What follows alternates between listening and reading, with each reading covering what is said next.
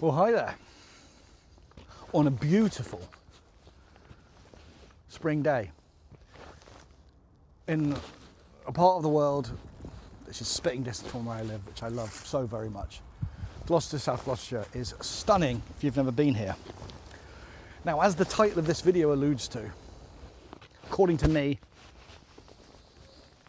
that is the best bike. It's a bold statement. Now, why do I think it's the best bike? Because there's plenty of bikes that do what that do. And it all depends on your user case and how much money you got to spend.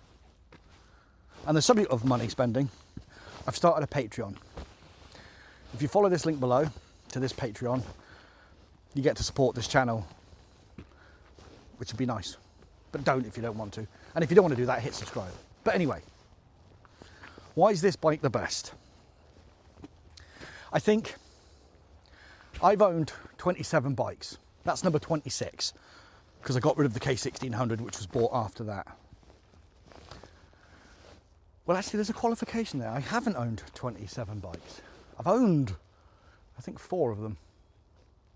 And of late, the bikes have been so expensive, they're all on PCP because I have no interest in owning them, because I will fall out of love with them and they'll be gone, or replaced by the next shiny super duper thing. And I bought this one, I don't even remember when. October? Anyway, I bought it last week, paid it off. Now, I'm a proponent of PCPs. I think they have a valid place in our society. I know many of you don't believe that. And that was taken out on a PCP, with the intention that I would probably own it like all of the others. But I bought it outright because I don't know how it can be better. Not for my user case and not for how I want to ride it. Now, in my experience of the bikes I've had, no, it's not as comfortable as the K1600. No, it's not as powerful as the 1300. No, it doesn't have as much road presence as the 1250GS. It's not as light as a Ducati Monster. It's not as fast as an R6 I've had. It's not as of its day cool as the Harleys I've had. But, car's coming. Oh. Oh.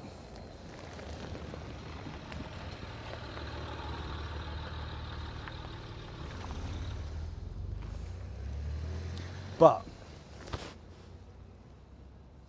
I can ride it harder than that I can ride the Ducati. It's more flickable. The weight and balance, for at least for my relatively diminutive stature, is perfect. I will say the exhaust upgrade I made, which is getting rid of the resonator box, has transformed that bike. Within its stock incarnation, it is a bit meh. So for those that have ridden a stock incarnation and go, I didn't like that bike, I should imagine that has something to do with it.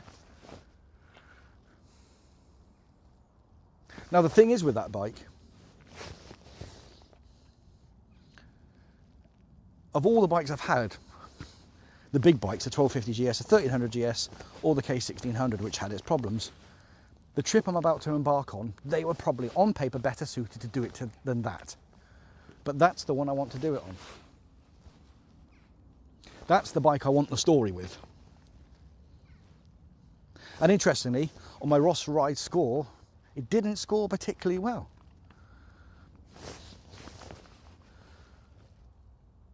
Now, on top of the 27 bikes I've purchased, owned, I've probably ridden 75 others, I would say. So it's 100 bikes, just over, there or thereabouts. Now, all the bikes I've had, or ridden, all fit that owner and their user case. So it's really difficult to go, this is the best bike. Because as I've said before, the 1300GS, the new one, is objectively the best bike money can buy. All the luggage space, super comfortable, super long range, very powerful, lots of gadgets, perfect, tick, tick, tick, tick, tick, tick. But if I was to have, bloody cars, it's all so awkward. Sorry. But if I was to be offered the choice of a 1300 GSA with everything, or this 675 speed triple that I did and other people's bike review on, I'd pick the Triumph. because it was a lot more honest. And that's what brings me to this. The Powerball is usable. I can ride it super hard. The suspension setup, whilst it's not the Enduro spec with the Enduro, the shower forks and all that sort of stuff, I honestly don't believe you need them. And I was really disappointed that I didn't have them when I bought it, because they look cool and blah, blah, blah. But for the up to the level of greenlaning I do and riding I do, the stock forks are fine. They're fine for all of us. And we spunk this money because we can, because we want the best.